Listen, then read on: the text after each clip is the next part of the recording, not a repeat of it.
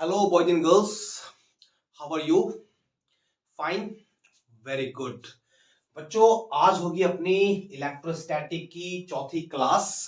और I hope आप सबको पता है कि इससे पहले की जो अपनी इलेक्ट्रोस्टैटिक की 3 क्लासेस है वो कंप्लीट हो चुकी है। और आई होप कि आप लोगों ने उसको देख भी लिया होगा, है ना बच्चों? जिस बच्चे ने उन प्रीवियस क्लासेस को नहीं देखा है तो मेरी रिक्वेस्ट होगी कि पहले आप उन क्लासेस को देखो, उसके बाद बच्चों आप इस क्लास में आओ, ठीक है? क्योंकि अगर आप उनमें से किसी क्लास को ड्रॉप करते हो, छोड़ देते हो, है ना, अटेंड नहीं करते हो, तो इट में पॉसिबल कि इस क्लास में आपको थोड़ी सी प्रॉब्लम हो, ठीक है? तो ये बच्चों रिकमेंडेड होता है कि आप इन सीक्वेंस आगे बढ़े, है ना। एक के बाद 2 आता है, फिर 3 आता है, फिर 4 आता है, डायरेक्ट 4 नहीं आता बच्चों, ठीक है? सो पहला क्लास, दूसरा क्लास और तीसरा, इन 3 वीडियोस को कंप्लीट करो। उसके बाद आप यहाँ पे आओ तो डेफिनेटली आपको महसूस होगा, एहसास होगा कि जो कुछ भी हुआ है बड़ा जबरदस्त हुआ है। एंड बहुत ज्यादा बच्चों आपको मजा आएगा, ठीक है? तो अब तक आप लोगों ने थंबनेल को देख के समझ लिया होगा कि आज की जो अपनी क्लास है वो किस टॉपिक के ऊपर होने वाली है। बताओ। यस सर, आज जो अपनी क्लास होगी वो होगी electric field and it's intensity, right? विद्युत क्षेत्र और इसकी तीव्रता के ऊपर। तो बच्चों क्या बोलते हैं, क्लास स्टार्ट करें? बोलो। Yes sir, we should start our class, right? तो बच्चों कॉपी पेन खोल लो और कॉपी पेन खोल करके प्यार से टॉपिक बनाओ, ठीक है? लिखो बच्चा लोग।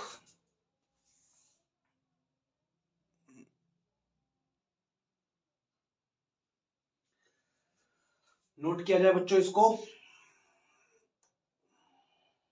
दिखाई दे रहा है? उतारो। आई होप बच्चों आपने लिख लिया है, ठीक है?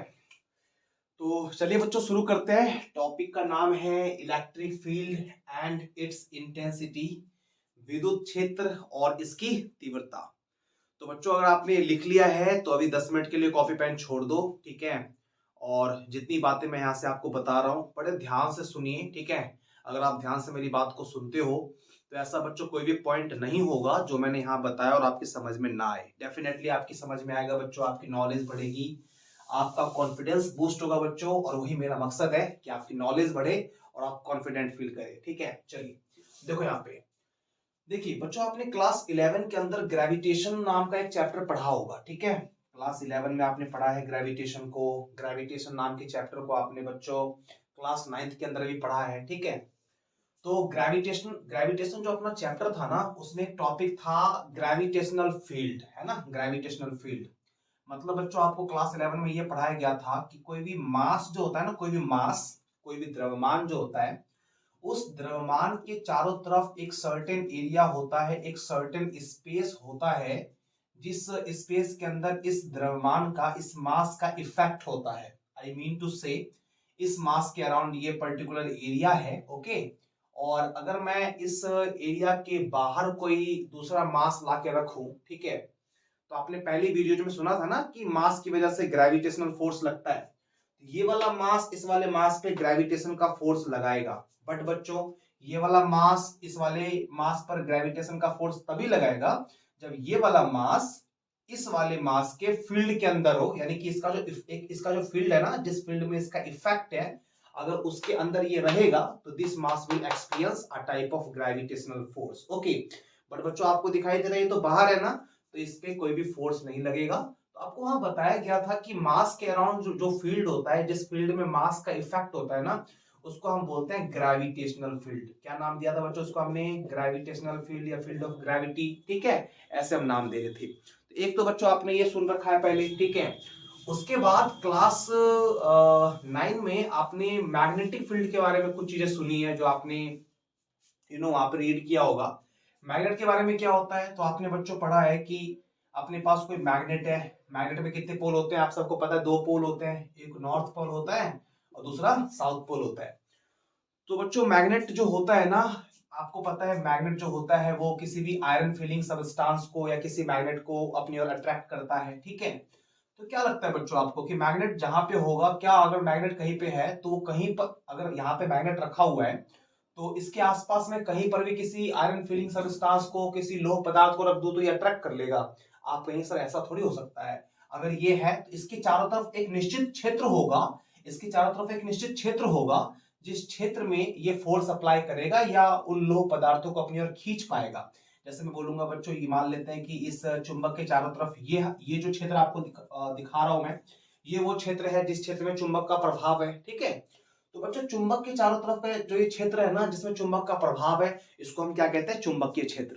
तो द्रव्यमान की वजह से क्या होता है? द्रव्यमान की वजह से होता है गुरुत्वीय क्षेत्र। ठीक है, और चुंबक की वजह से क्या होता है बच्चों? चुंबक की वजह से होता है चुंबकीय क्षेत्र। ठीक है, ये वो क्षेत्र होता है जिनमें इसका प्रभाव होता है। ओके, जैसा कि बच्चों आपने ये एग्जाम्पल खूब सुना होगा कि अगर आप लोग फोन चला रहे हो और आपके फोन में नेट समाप्त हो जाता है, ठीक है, और आपको अगर आवश्यकता होती है तो आप अपने बड़े भाई के फोन से या फैमिली के किसी मेंबर से हॉटस्पॉट से कनेक्ट हो जाते हो, वो वाईफाई ऑन करता है और आप कनेक्ट हो जाते हो।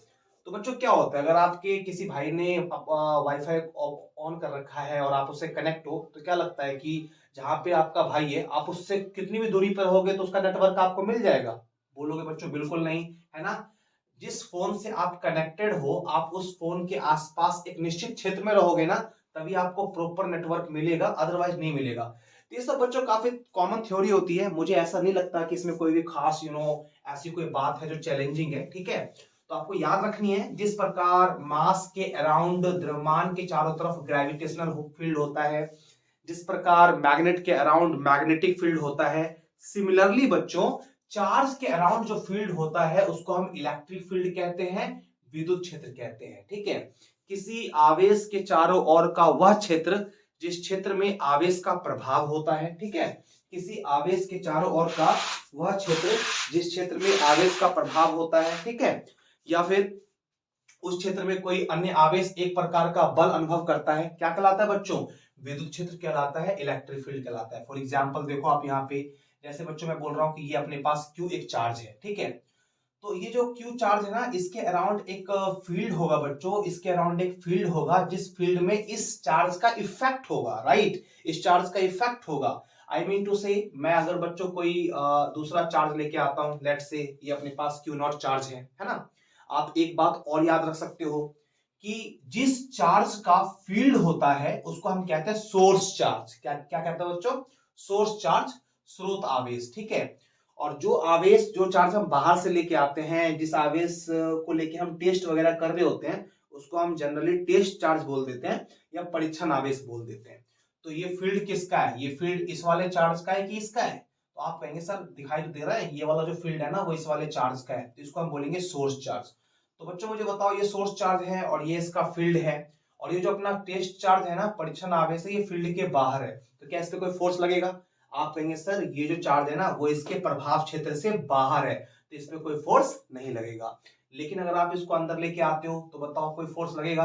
आप कहेंगे यस सर जरूर लगेगा। तो डेफिनेटली इस चार्ज के अराउंड एक पर्टिकुलर फील्ड है, जिस फील्ड में क्या होता है बच्चों, जिस फील्ड में इस चार्ज का इफेक्ट होता है, ये जो फील्ड होता है ना, इस फील्ड को हम क्या कहते हैं? इस फील्ड को हम विद्युत क्षेत्र कहते हैं। तो मुझे लगता है कि आपको विद्युत क्षेत्र समझ में आ गया होगा, है ना। नेक्स्ट पॉइंट क्या है बच्चों? इसकी तीव्रता। तो एक पॉइंट होता है विद्युत क्षेत्र की तीव्रता। अब बच्चों आपसे पूछा जाएगा कि विद्युत क्षेत्र की तीव्रता क्या होती है। तो जैसे बच्चों मान लो कि यहाँ पे कोई पॉइंट है ना, आपसे बोलेगा कि इस पॉइंट पे विद्युत क्षेत्र की तीव्रता क्या है, तो आप कहेंगे सर ये वाला पॉइंट तो विद्युत क्षेत्र के बाहर है। जब विद्युत क्षेत्र के बाहर है तो यहाँ पे तीव्रता क्या हो सकती है? यहाँ पे तीव्रता होगी 0। ठीक है, बोला जाएगा आपको कि यार बताओ आप इस पॉइंट पे इंटेंसिटी ऑफ इलेक्ट्रिक फील्ड क्या है। अगेन आपका सेम रिप्लाई होगा, सर ये जो पॉइंट है ये इलेक्ट्रिक फील्ड के बाहर है, और अगर ये पॉइंट इलेक्ट्रिक फील्ड के बाहर है तो यहाँ पे जो इंटेंसिटी ऑफ इलेक्ट्रिक फील्ड होगा वो कितना होगा? वो 0 होगा। काफी आसान होता है बच्चों। ठीक है, जैसे ये तो आपने समझ लिया। अब मैं बोलता हूं कि यहाँ पे कोई पॉइंट है, राइट, इस पॉइंट पर विद्युत क्षेत्र की तीव्रता क्या है। तो बच्चों एक बार बोलूंगा समझना, अगर किसी पॉइंट पर हमको विद्युत क्षेत्र की तीव्रता बतानी है तो हमें क्या करना होता है?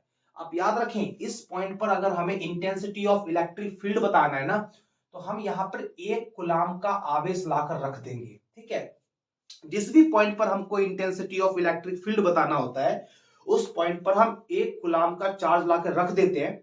और 1 कूलाम, देखो हमने अंदर लाकर रखा है तो फोर्स तो लगेगा ना। तो जब हम यहाँ पे 1 कूलाम का चार्ज, जिसको हम यूनिट चार्ज, इकाई आवेश कह सकते हैं, लाकर रखेंगे, तो उस यूनिट चार्ज पर जो फोर्स लगेगा ना बच्चों, फोर्स की उस वैल्यू को इस पॉइंट पर हम बोलेंगे इंटेंसिटी ऑफ इलेक्ट्रिक फील्ड या विद्युत क्षेत्र की तीव्रता। नहीं समझे आप लोग? देखो यहाँ पे मैं कैसे समझाता हूँ, ध्यान देना। जैसे बच्चों मान लो हमें बोला गया क्या कि इस पॉइंट पे इंटेंसिटी ऑफ इलेक्ट्रिक फील्ड बता दो। ठीक है, तो कोई बच्चा गया और वो यहाँ पे 5 कूलाम का आवेश ला के रख देता है, ठीक है, 5 कूलाम का आवेश ला के रख देता है। एग्जाम्पल ले रहा हूँ बच्चों, है ना, जब उसने 5 कूलाम का आवेश ला के रखा तो उसने देखा कि यार 5 कूलाम का आवेश जब हम इस पॉइंट पर ला के रखते हैं ना, तो इस 5 कूलाम के आवेश पे कुछ फोर्स लगता है। मान लेते हैं बच्चों कि इस 5 कूलाम के आवेश को ला के रखने पर 20 न्यूटन का फोर्स लगा, तो आप क्या बोलेंगे कि 5 कूलाम के आवेश को जब आप ला के रखते हैं तो 20 न्यूटन का फोर्स लगता है। तो अगर 5 कूलाम के आवेश को लाने पे 20 न्यूटन का फोर्स लगता है तो मुझे बताओ आप यूनिटरी मेथड से कि 1 कूलाम आवेश को लाने पे कितना बल लगेगा। आप कहेंगे सर 20/5, राइट, काटोगे ये 4 न्यूटन आ जाएगा। तो याद रखिए बच्चों, ये जो 4 न्यूटन है ना, 4 न्यूटन, इसी 4 न्यूटन को हम बोलेंगे इस बिंदु पर विद्युत क्षेत्र की तीव्रता। देखो ये 4 न्यूटन किस पे लग रहा है, 5 कूलाम पे कि 1 कूलाम पे। बच्चों 5 कूलाम पे तो 20 लग रहा है ना, तो ये तीव्रता नहीं होगी। 1 कूलाम पे जो लग रहा होगा वो तीव्रता होगी। तो 1 कूलाम पे कितना लग रहा है, 4, तो 4 न्यूटन क्या है, तीव्रता। इसी प्रकार बच्चों किसी भी पॉइंट पर आपको पता है आवेश के चारों ओर का वह क्षेत्र जिसमें आवेश का प्रभाव होता है विद्युत क्षेत्र कहलाता है। अब विद्युत क्षेत्र के अंदर कोई पॉइंट ले लो, आपसे बोलेगा उस पॉइंट पर विद्युत क्षेत्र की तीव्रता क्या होगी, तो आप बोलना सर जिस भी पॉइंट पर हमको विद्युत क्षेत्र की तीव्रता बतानी है ना, हम क्या करेंगे, उस पॉइंट पर 1 कूलाम का आवेश लाके रख देंगे। अब उस पॉइंट पर जब हम 1 कूलाम का आवेश लाकर रखेंगे तो 1 कूलाम के आवेश पे जो भी बल लगेगा उस बल को हम क्या कहेंगे, विद्युत क्षेत्र की तीव्रता उस पॉइंट के लिए, है ना। बच्चों आप समझे, अलग अलग पॉइंट पर जो तीव्रता होती है वो अलग अलग होती है। फॉर एग्जांपल ये मैंने यहाँ पे 3 पॉइंट हाईलाइट कर दिया है, ए बी सी। ए पे तीव्रता कुछ और होगी, बी पे तीव्रता कुछ और होगी, सी पे तीव्रता कुछ और होगी, है ना। जो पॉइंट चार्ज के जितना नजदीक होगा वहां पे तीव्रता उतनी ज्यादा होगी, और जो पॉइंट चार्ज से जितना दूर होगा वहां पे तीव्रता उतनी ही कम होगी, ठीक है। तो ये सब बच्चों कुछ बेसिक बेसिक बातें थी जो मैंने आपको इलेक्ट्रिक फील्ड और इसकी इंटेंसिटी के बारे में बताया, राइट। अब आपको कुछ इंपॉर्टेंट पॉइंट सिस्टमैटिक वे में बोर्ड पे दिखाई देंगे जो आपको यहाँ पे नोट करना है। देन आफ्टर हम चलेंगे कुछ न्यूमेरिकल्स के ऊपर based on electric field and it's intensity.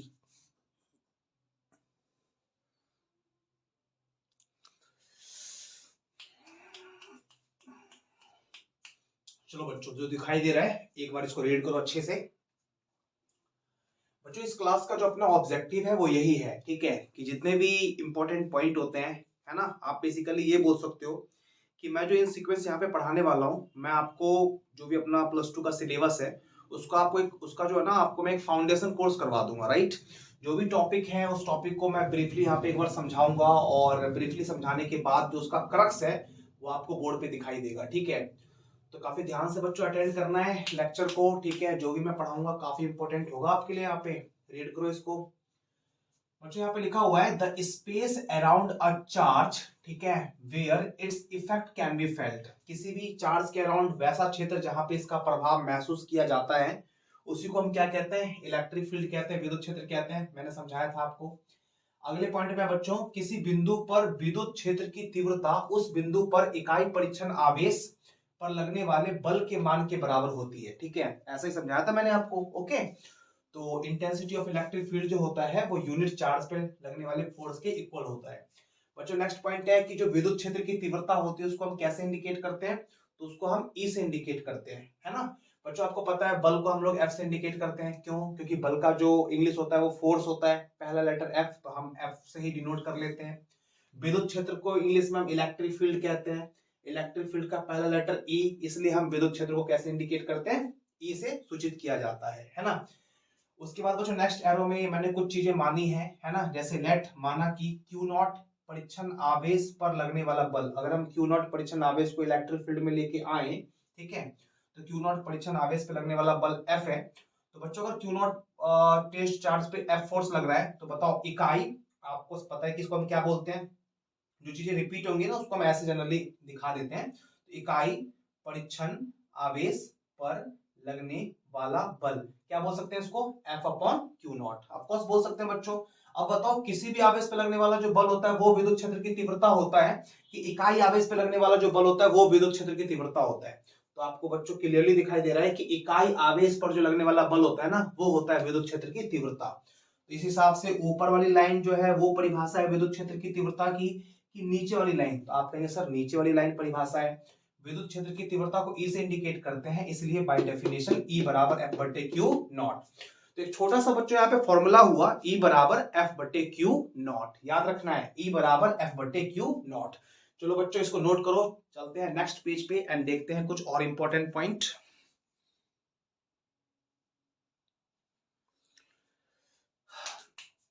Remember about ई का मतलब बच्चों क्या होता है, अभी बताया ना मैंने, इलेक्ट्रिक फील्ड इंटेंसिटी का जो सिंबल होता है वो ई होता है। तो ई के बारे में कुछ बातें और है जो बच्चों यहाँ पे आपको याद रखनी है, जैसे इसका ऐसा मात्रक न्यूटन प्रति कूलम होता है। देखो बच्चों जो भी बातें हैं ना, सारी बातें आपस में कनेक्टेड है, ऐसा कुछ भी नहीं होता जो आपको मैं ये बोलूंगा कि इसको याद कर लेना है, बिकॉज बच्चों याद क्या करोगे आप लोग, है ना, सारी की सारी चीजें समझने वाली होती है, ठीक है। मैं आपको एक फाइनल क्रक्स दे रहा हूं, तो इट में पॉसिबल कि मेरी एक एक्सप्लेनेशन के बाद मैं चीजों को यहाँ पे आपको एक समराइज वे में दे रहा हूं, ठीक है। बट आप समझो कि हर चीज का एक मतलब है। जैसे अगर मैं इन शॉर्ट बताऊं, अभी देखा आपने फॉर्मूला ई बराबर क्या, एफ बटे क्यू नॉट। तो मात्रक जो न्यूटन प्रति कूलम आया ना, वो हवा में नहीं आया बच्चों, वो यहीं से आया है। जैसे देखो ना, ई बराबर क्या है, एफ बटे क्यू नॉट। एफ का मात्रक न्यूटन, चार्ज का मात्रक सबको पता है कूलम, तो क्या आ गया, न्यूटन प्रति कूलम, ठीक है, वही तो लिखा हुआ है यहाँ पे। न्यूटन प्रति कूलम को हम बच्चों न्यूटन, राइट, न्यूटन प्रति कूलम को हम ऐसे भी लिख सकते हैं, ठीक है। तो न्यूटन प्रति कूलम, या एक मात्रक बच्चों आपको दिखाई दे रहा है इसका वी एम इनवर्स, वी को पढ़ेंगे यहाँ पे हम वोल्ट और प्रति मीटर, ठीक है। बच्चों वोल्ट प्रति मीटर कैसे आया, तो आने वाले लेक्चर में मैं आपको बताऊंगा कि ई का एक और फॉर्मूला होता है, ई बराबर होता है वी बटे आर, ठीक है। जब मैं आपको इलेक्ट्रिक पोटेंशियल पढ़ाऊंगा बच्चों, तो वहां पे आप देखेंगे ई बराबर वी बटे आर। तो वी यहाँ पे क्या है, वी है यहाँ पे विद्युत विभव और आर है दूरी। विभव का मात्रक बच्चों यहाँ पे हो गया वोल्ट, जिसका सिंबल हम इन जनरली वी भी ले सकते हैं, ठीक है।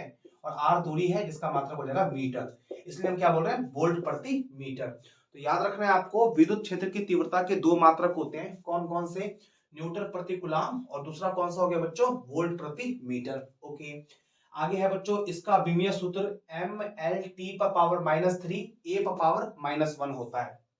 डायमेंशन निकालना है बच्चों आपको, तो डायमेंशन भी आप यहाँ फॉर्मूला से ही निकाल सकते हो। आपको पता है कि फोर्स जो होता है, ठीक है, उस फोर्स का जो डायमेंशन होता है बच्चों कितना होता है, फोर्स का डायमेंशन होता है एम एल टी पर पावर -2।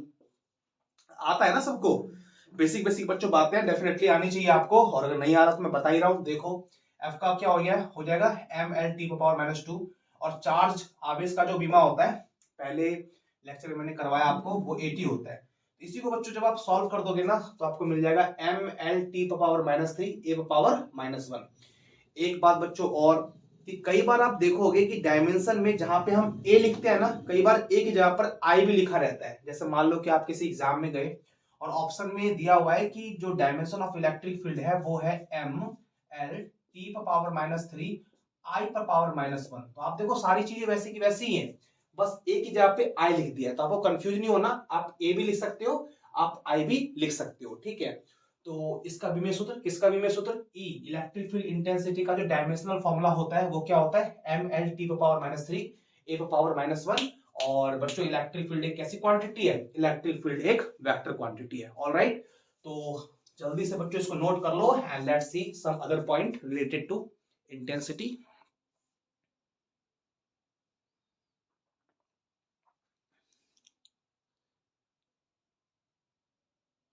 चलिए बच्चों नेक्स्ट पॉइंट लेते हैं।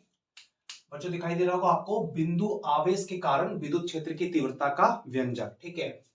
क्या बोलेंगे इंग्लिश में, expression of electric field intensity due to a point charge, ठीक है। तो बच्चों अभी हमने एक फॉर्मूला देखा कि E बराबर कितना होता है, E बराबर F बटे क्यू नॉट। E का ऐसा ही मात्रक क्या होता है, E का डायमेंशन क्या होता है, E is a vector quantity. Now आगे देखिए बच्चों, देखो यहाँ पे आपको एक छोटा सा फिगर दिखाई दे रहा है, ठीक है। इस फिगर में O एक पॉइंट है जिस पर एक आवेश Q रखा हुआ है, दिखाई दे रहा है बच्चों। ये जो Q है ना, इसको मान लो कि ये अपना एक सोर्स चार्ज है ना, ये अपना एक स्रोत आवेश है। इसके फील्ड में इस O से R दूरी पर एक पॉइंट A है, जहां पे आपने बाहर से कोई परीक्षण आवेश Q नॉट ला के रख दिया। तो आप बोलेंगे सर ये Q नॉट अंदर A पॉइंट पर ला के रख दिया, तो इस पे तो फोर्स लगेगा ना। तो देखो आगे क्या लिखा हुआ है, बोल रहे हैं लेट Q नॉट परीक्षण आवेश को स्रोत आवेश Q से विद्युत क्षेत्र में बिंदु A पर रखा जाता है, बिंदु A पर रखा जाता है, दिखाई दे रहा है। इस बिंदु पर क्यू नॉट पर लगने वाला बल, तो बच्चों आपको पता है दो आवेशों के बीच जो लगने वाला बल है वो हम by the help of Coulomb's law calculate करते हैं।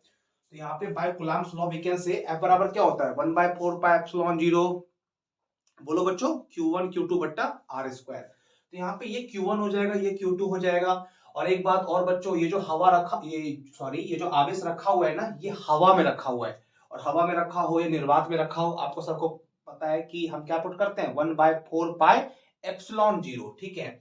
तो इनके बीच जो लगने वाला बल हो जाएगा वो हो जाएगा 1/4πε0 Q naught upon R square. बच्चों इसको हमने इक्वेशन नंबर फर्स्ट मान लिया, ठीक है। वी नो दैट, हम जानते हैं अभी जो हमने इससे जस्ट पिछले पेज में पढ़ा है, E बराबर क्या होता है, E बराबर F बटे क्यू नॉट होता है। इसको हमने समीकरण नंबर सेकंड मान लिया, ठीक है।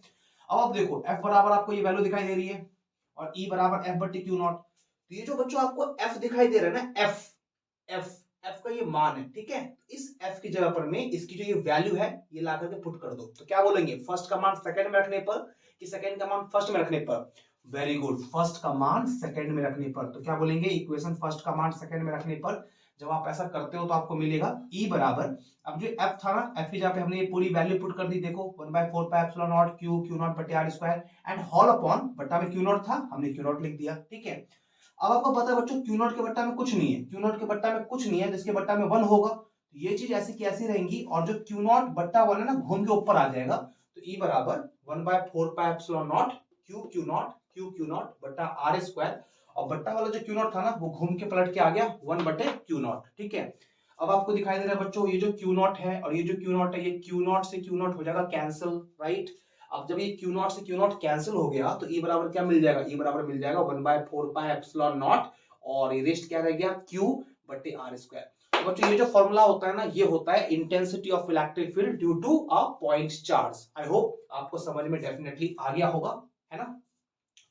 तो बस बच्चों this is all about electric field and electric field intensity. I hope कि जो भी छोटे छोटे पॉइंट हैं, है ना, वो आपको डेफिनेटली समझ में आ गया होगा, है ना। इलेक्ट्रिक फील्ड क्या होता है, ओके, इलेक्ट्रिक फील्ड की जो इंटेंसिटी होती है, विद्युत क्षेत्र की जो तीव्रता होती है, वो हम कैसे डिफाइन करते हैं, इसको ई से इंडिकेट किया जाता है। इसका जो ऐसा मात्रक होता है वो न्यूटन प्रति कूलम या वोल्ट प्रति मीटर होता है। ई का जो फॉर्मूला होता है वो होता है F बटा क्यू नॉट। एक पॉइंट चार्ज की वजह से उसके नियर अगर कोई पॉइंट है तो वहां पे हमें इंटेंसिटी ऑफ फील्ड बतानी है, तो उसका फॉर्मूला होता है 1/4πε0 क्यू बटे आर स्क्वायर, है ना। तो जो भी बेसिक बातें अब तक मैंने आपको करवाई, एक बार उसको बढ़िया से रिवाइज करें। एंड नाउ बच्चों हम लोग करेंगे कुछ question based on electric field intensity, so please note it boys and girls.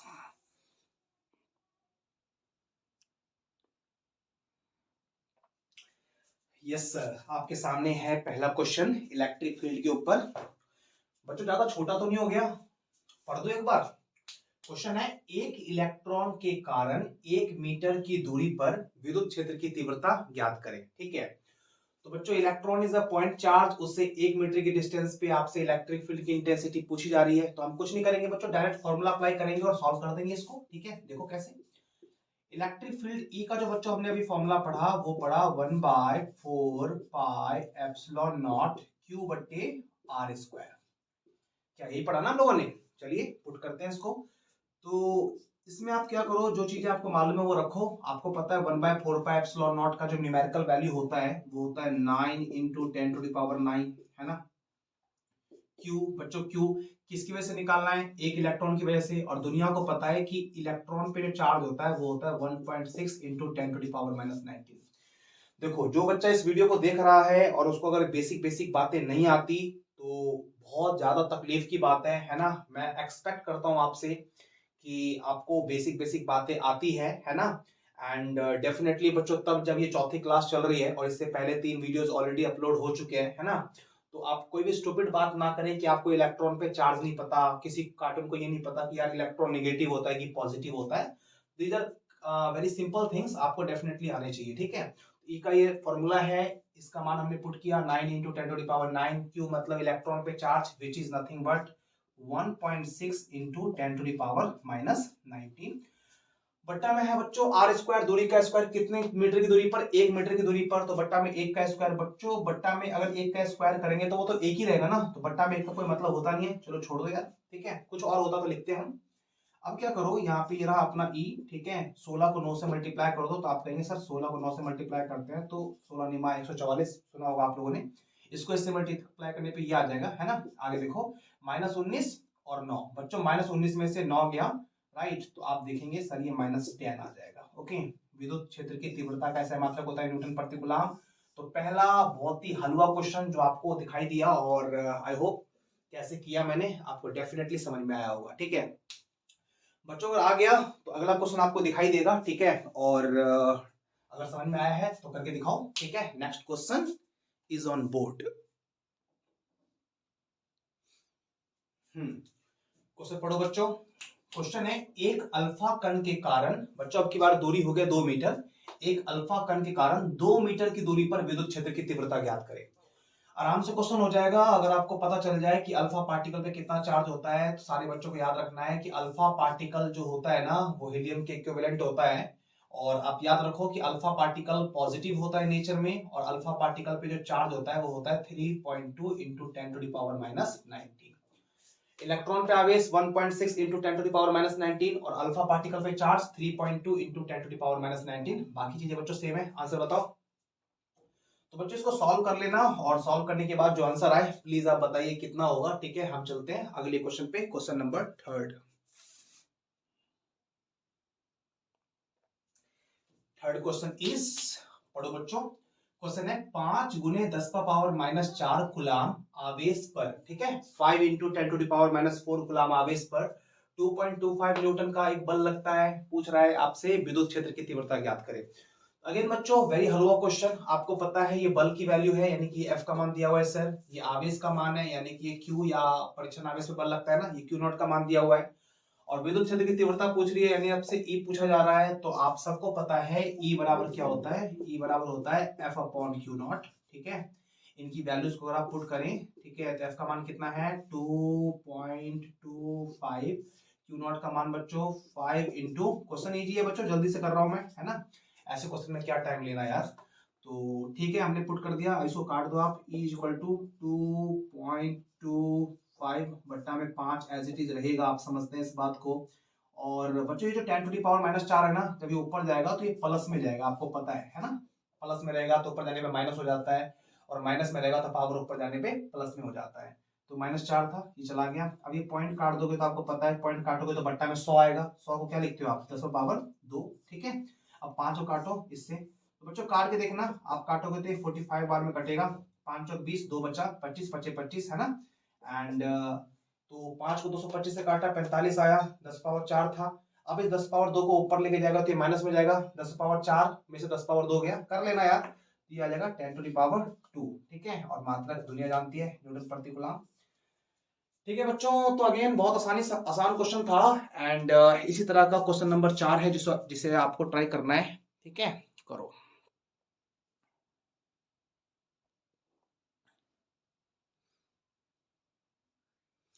चलिए जल्दी बनाइए बच्चों, ट्राई कर लेना बच्चों इसको। और आई थिंक जब आप इसको सॉल्व करेंगे, है ना, तो आपको आंसर मिलेगा 31, 31 ही मिलेगा ना बच्चों, आई थिंक सो, 31 गुने 10⁻2।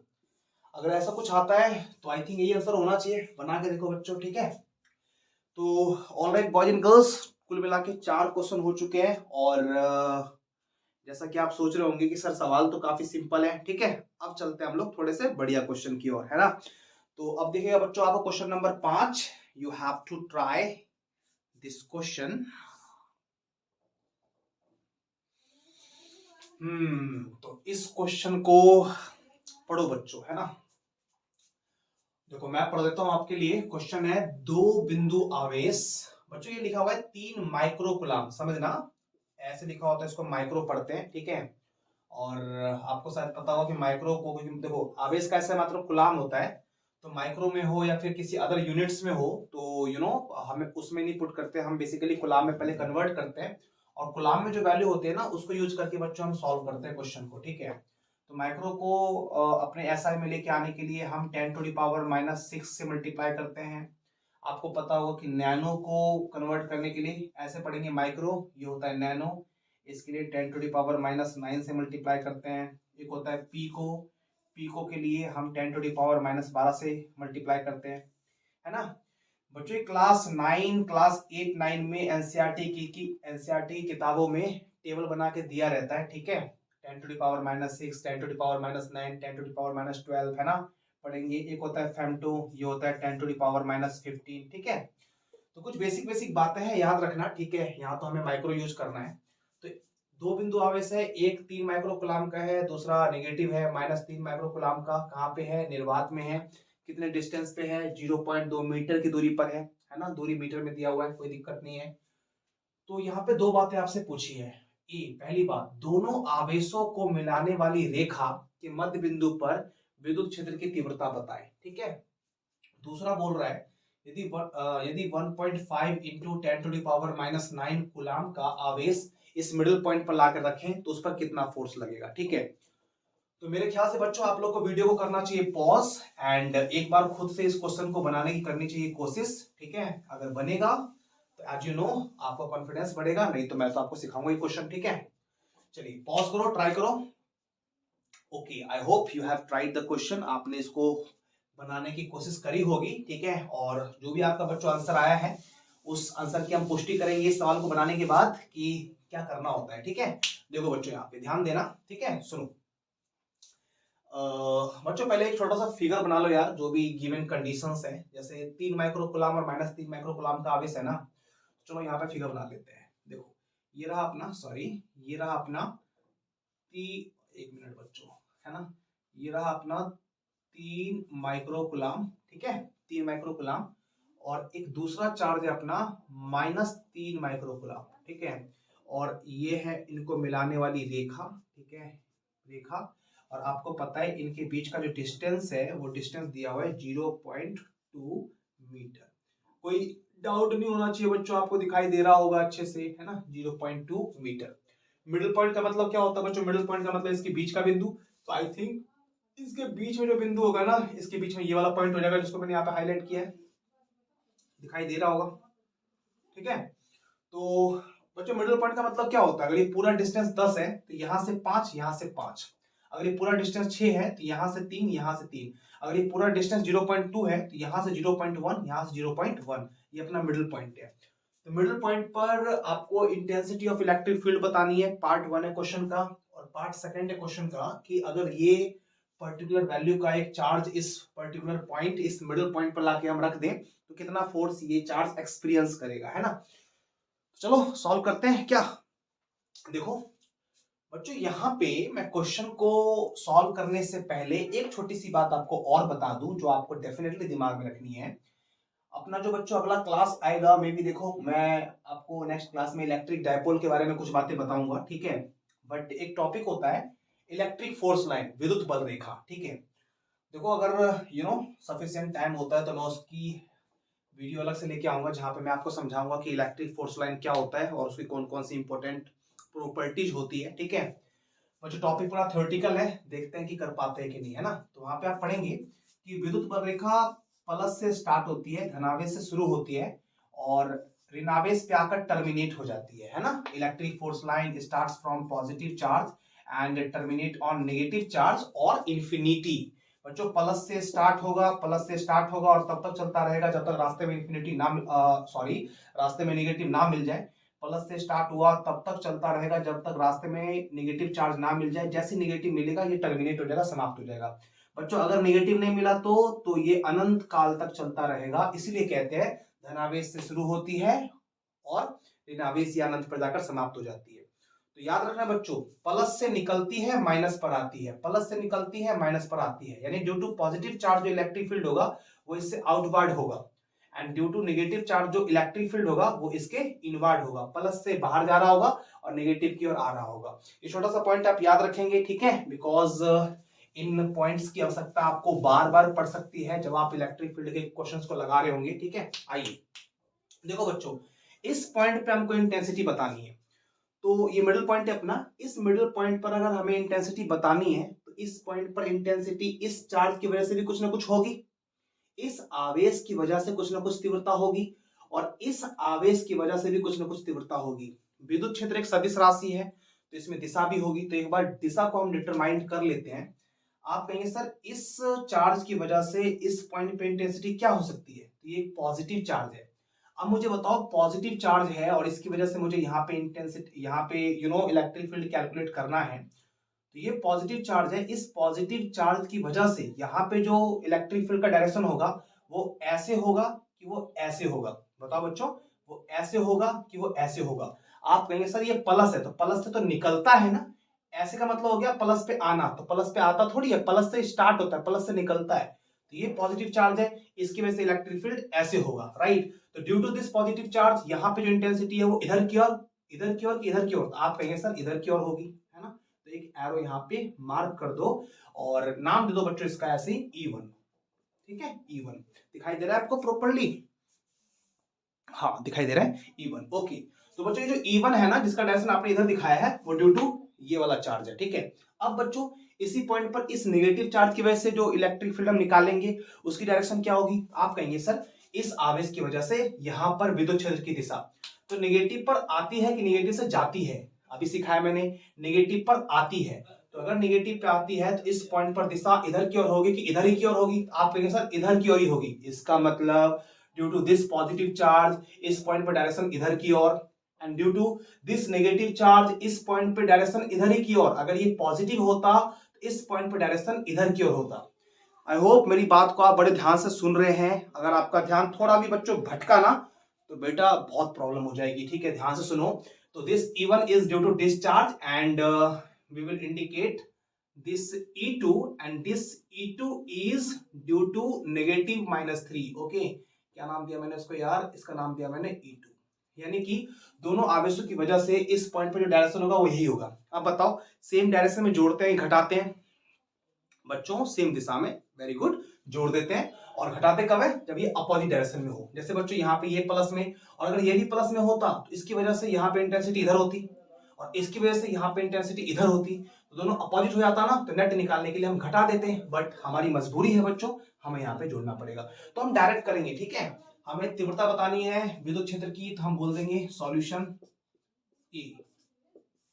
ई जो है ना बच्चों, ई बराबर जो हो जाएगा वो क्या हो जाएगा, ई बराबर इन दोनों का सम हो जाएगा। तीव्रता निकालनी है, तीव्रता को हम ई से इंडिकेट करते हैं और इसकी वजह से E1 है, इसकी वजह से E2 है, तो जो टोटल आएगा E that will be the summation of E1 plus E2, जोड़ के आएगा, है ना। अब बच्चों वैल्यू पुट कर दो यार, E बराबर E1 का मान कितना बच्चों आपको पता है 1/4 पाई एप्सिलॉन 0 Q बटे R स्क्वायर। तो 1/4 पाई एप्सिलॉन 0 का हम K भी तो लिख सकते हैं ना, निर्वात में है कोई प्रॉब्लम नहीं है। 1/4 pi epsilon 0 as it is, थोड़ा सा कम स्पेस अपना लगे, इसलिए मैं 1/4 पाई, देखो क्या होता है 1/4 पाई एप्सिलॉन नॉट Q बटे R स्क्वायर, ऐसे भी कर सकता हूँ। इस 1/4 पाई एप्सिलॉन 0 को K लिख दिया मैंने, बगल में Q बटे R स्क्वायर, चलेगा ना, बिल्कुल चलेगा। तो E1 की जगह पे लिख दिया मैंने, क्या लिख दिया, ये E है, E1 की जगह पे K और Q बटे R स्क्वायर, ठीक है। ये बच्चों एक बात बताओ, मैं जो इतना कर रहा हूं, अगर मैं डायरेक्ट वैल्यूज वगैरह पुट करके सॉल्व करना शुरू कर दूं तो क्या बुराई है, कोई बुराई नहीं है ना। करता हूं मैं, देखो ए का फॉर्मूला 1/4 पाई एप्सिलॉन 0 Q बटे R स्क्वायर। तो 1/4 पाई एप्सिलॉन 0 का मान 9 × 10⁹ Q बटे R स्क्वायर। तो ये जो E1 है वो E1 इसकी वजह से था ना, तो Q कितना है, 3 है, तो Q मैंने बच्चों यहाँ पे 3 लिख दिया। क्योंकि ये माइक्रो में था तो कुलाम में लाना पड़ेगा ना, इसलिए 3 माइक्रो कुलाम को कुलाम में लाने के लिए हमें 10⁻⁶ से मल्टीप्लाई करना पड़ेगा, तो ये आवेश का मान है। तो 1/4 पाई एप्सिलॉन 0 Q बटे R स्क्वायर। बताओ इस आवेश की वजह से यहाँ पे इंटेंसिटी, तो पूरी दूरी 0.2 मीटर है, तो आधी कितनी होगी 0.1 मीटर में है, 0.1 का जो बच्चों स्क्वायर हो जाएगा, ठीक है, वो हो जाएगा 0.01। तो यहाँ पे लिख दो आप 0.01, है ना, ओके। ठीक है बच्चों, ये अपना E1 का मान हो गया। इसी प्रकार हमें आगे E2 की वैल्यू करनी है। देखो E1 का मान कैसे, 1/4 पाई एप्सिलॉन नॉट Q बटे R स्क्वायर, उनकी वैल्यूज को हमने पुट कर दिया है। आगे प्लस है तो प्लस को बेटा यहाँ पे प्लस लिख दो। E2 का मान again 1/4 pi epsilon not which is 9 × 10⁹ and Q2 बच्चों, Q2 क्या है -3। ख्याल रखें बच्चों, मैंने आपको कभी बताया होगा कि जब भी हम वेक्टर क्वांटिटी कैलकुलेट करते हैं ना, तो वेक्टर क्वांटिटी में हम चार्ज के मैग्नीट्यूड को लेते हैं, उसके नेचर को नहीं लेते। आवेश प्लस में है माइनस में है इस बात से आपको मतलब नहीं होनी चाहिए, आप बस ये देखो कि इसकी वैल्यू क्या है। वैल्यू बच्चों 3 है ना, तो आप यहाँ पे नेगेटिव साइड ना लें, राइट। वेक्टर क्वांटिटी में हम सिर्फ मैग्नीट्यूड लेते हैं, ओके। सो अगेन ये भी 3 ही है, तो फिर कोई दिक्कत नहीं है सर, 3 ही है और माइक्रो में है, तो जैसा कि हमने यहाँ पे किया वैसे ही करेंगे हम यहाँ पे, ठीक है। 3 इंटू 10⁻⁻6, और इसके कारण यहाँ पे ना ये भी दूरी क्या होगी, पूरे की आधी, 0.2 का स्क्वायर यही आ जाएगा, 0.1 का स्क्वायर सॉरी यही आ जाएगा 0.08। तो आप कहेंगे सर ये तो सेम ही हो गया ना, अगर ये सेम हो गया, जैसे x plus x same same है, तो इसको हम 2x लिख देते हैं, ठीक है। इसीलिए अगर ये कहानी सेम है तो एक बार लिख के 2 से मल्टीप्लाई करो ना यार, तो आप कह देंगे सर ये e बराबर हो जाएगा 2 इंटू, है ना, और जो है लिख देते हैं कितना, अब जो 2 इंटू इतना, ठीक है, तो इसको सॉल्व करके 9 तिया 27 दिखाई दे रहा है, 10 पावर 9, 10 पावर 6, 9 में से 6 गया, इंटू 10 पावर 3, बट्टा में 0.01 होगा, ठीक है, बट्टा में 0.01 तो होगा ही होगा, इसमें पॉइंट को काटेंगे तो आपको पता है 2 डिजिट है ना, तो ऊपर में 100 लगा देंगे, अब ये एक रह गया और बट्टा में एक का कोई मतलब नहीं होता है, आप समझ रहे हैं इस बात को, ठीक है। ई 27 दूनी 54, ठीक है, 27 दूनी कितना होता होगा 54, है ना, और 10 पावर 3, और आपको पता है 100 का मतलब हो जाएगा 10 पावर 2, 10 पावर 3 और 10 पावर 2 कितना 10 पावर 5। तो ये जो बच्चों आपको दिखाई दे रहा है ना, ये अपने ए पार्ट का आंसर है, मिडिल पॉइंट पे जो इलेक्ट्रिक फील्ड की इंटेंसिटी है वो ये हो जाएगी। आई होप आपको समझ में आ गया होगा, अगर आपको लगता है कि थोड़ा डाउट रह गया सर, है ना, एक बार फिर बताते तो मजा आ जाता, तो थोड़ा सा बच्चों वीडियो को पीछे करो, है ना, और एक बार फिर से सुनो, definitely you will understand. Next point है इसका बी पार्ट, बी में बोल रहा है यदि 1.5 इंटू 10⁻⁹ कूलाम के आवेश को इस पॉइंट पर रखें तो कितना बल लगेगा, ठीक है, नोट कर रहे हो, एक बार उतारो। चलो वेरी नाइस बच्चों, है ना, यहाँ पे यूज करते हैं, बिकॉज नीचे में तो स्पेस रहेगा नहीं ना। बी वाला पार्ट बच्चों यहाँ पे सॉल्व कर देता हूँ, देखो, हाँ तो क्या बोल रहा है 1.5 इंटू 10⁻⁹ कूलाम का आवेश इस बिंदु पे यानी इसी मिडिल पॉइंट पर रखें तो कितना बल लगेगा। बच्चों आपको पता है E बराबर फॉर्मूला क्या बताया मैंने, F बटे क्यू नॉट, ठीक है। अगर E बराबर दिखाई दे रहा है ना, अगर E बराबर, कहाँ लिखो यार, अगर E बराबर F बटे क्यू नॉट होता है तो आप मुझे बताओ यहाँ से F बराबर क्या हो जाएगा, Q into E, Q not क्या, चलो क्यू ई लिख लेते हैं। अगर E बराबर F बटे क्यू होता है, F बराबर क्या हो जाएगा, क्यू को इधर करेंगे क्यू ई, यानी कि फोर्स निकालने के लिए अपने पास एक डायरेक्ट फॉर्मूला है क्यू ई, ठीक है। इस पॉइंट पर E का मान आ चुका है, ठीक है, और इस पॉइंट पर इतना आवेश रखने की बात चल रही है, तो इतने आवेश को इस बिंदु पे रखने पर कितना बल लगेगा, तो इस बिंदु पे इलेक्ट्रिक फील्ड ये रहा और इतना आवेश रखना है, तो आप समझ सकते हैं सर बल निकालना है, बल बराबर फॉर्मूला QE, है ना, कितना आवेश रखना है, इतना आवेश रखना है 1.5 इंटू 10⁻⁹, ठीक है।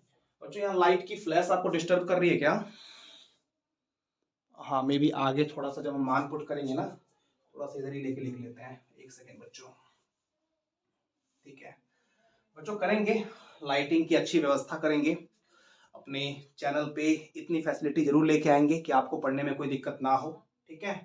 थोड़ा सा अभी फिलहाल के लिए समझें और वक्त के साथ चीजें बदलेंगी, अच्छे दिन आएंगे, कोई महापुरुष कह चुके हैं ना। तो F इक्वल टू कितना QE, F equal to Q का मान कितना था बच्चों 1.5 इंटू 10⁻⁹, और जिस पॉइंट पे Q को रखा है उस पॉइंट पे E का मान कितना, तो यही वाला मान हो जाएगा बच्चों 54 इंटू 10⁻, कितना है 5। तो बच्चों मल्टीप्लाई क्या करूं मैं, इसको इंटू कर लेना और जो आएगा न्यूटन में वो हमारा क्या हो जाएगा आंसर। तो मेरा विश्वास है कि मैं आपको ये क्वेश्चन समझा पाया, और नॉट इवन समझा पाया, बहुत अच्छे से समझा पाया और आपकी समझ में भी आ गया होगा, ठीक है।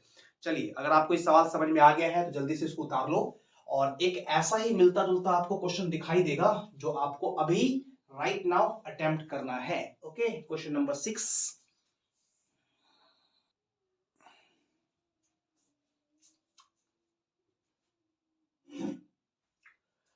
आगे बच्चों अगला क्वेश्चन, तो इसको एक बार पढ़ लेंगे बढ़िया से, और बच्चों पढ़ने के बाद ये क्वेश्चन आपको खुद से ट्राई करना है, ठीक है। अच्छे से क्वेश्चन को बनाओ और जो भी इसका सॉल्यूशन है, जो भी इसका आंसर आप निकाल के लेके आते हो, ठीक है, वो आप कमेंट बॉक्स में टाइप करो, राइट। डेफिनेटली बच्चों बन जाएगा, मेरे को नहीं लगता कि कोई डाउट आपको आना चाहिए, अगर आपने ध्यान से सुना है तो, और कोई डाउट आए तो फिर पीछे करके एक बार फिर से सुन लेना, ठीक है। कैलकुलेशन वगैरह अपनी बेसिक देखना है and definitely you are able to solve it, okay. तो चलो बच्चों, राइट, चलिए बच्चों आज की क्लास में इतना ही रखते हैं, ठीक है। 3-4 सवाल और हैं, बट क्योंकि ये वीडियो मैं आज रात के टाइम में शूट कर रहा हूँ, है ना, तो वीडियो रिकॉर्ड करते करते बहुत ज़्यादा लेट हो रखा है ना। तो मिलेंगे बच्चों अगली क्लास में, और अगली क्लास में इलेक्ट्रोस्टैटिक का कोई अगला टॉपिक लेकर के, ठीक है। तब तक के लिए मैं वीडियो को यहीं पे रोकता हूँ। बच्चों मन ला के पढ़ाई करें, ठीक है। देखो, बुक्स की हो, क्लासेस की हो, सोर्सेज की कोई कमी नहीं है ना। आपके माँ बाप ने आपको बच्चों लाइफ दी, ठीक है, एक अच्छी सी लाइफ आप स्पेंड कर रहे हो, ओके। किताबों की कोई कमी नहीं है, जो भी छोटी मोटी आवश्यकताएं हैं डेफिनेटली वो आपको मिलती होंगी, है ना। वीडियो जो बच्चों मैं आपको ऑफलाइन क्लास में पढ़ा रहा हूँ, मैं आपको ऑनलाइन क्लास में पढ़ा रहा हूँ, नॉट इवन मी जो ऑनलाइन क्लास पे आपको पढ़ा रहे हैं बच्चों, आप यूट्यूब पे देखो, और भी कई सारे लेक्चर्स हैं, कई सारे अच्छे अच्छे टीचर्स हैं जो आपको पढ़ा रहे हैं, ठीक है। तो बच्चों अगर आप पढ़ने वाले स्टूडेंट होंगे ना, तो आपके लिए सोर्स की कोई कमी नहीं है, हर तरफ सोर्स बिखरा हुआ है। डिपेंड करता है कि आप कितने इंटेलिजेंट हो और पढ़ाई के लिए आप कितने चिंतित हो, ठीक है। अगर आप पढ़ने वाले स्टूडेंट हैं तो डेफिनेटली आप बहुत कुछ सीख सकते हैं आज के टाइम में, ठीक है। तो मन लगा के पढ़िए। मिलेंगे हम लोग अगली क्लास में, और अगली क्लास में मोस्ट प्रोबेबली हम लोग टॉपिक लेंगे electric dipole and electric dipole moment, ठीक है। उसके बाद जो अपनी अगली क्लास होगी बच्चों, उसमें मैं आपको बताऊंगा ड्यू टू डायपोल मोमेंट अक्षीय, निरक्षीय और किसी भी स्थिति में विद्युत क्षेत्र की तीव्रता। ये अपनी बच्चों आने वाली क्लासेस होंगी, ठीक है। तो इसको बच्चों बनाना, एंड तब तक के लिए बाय बाय।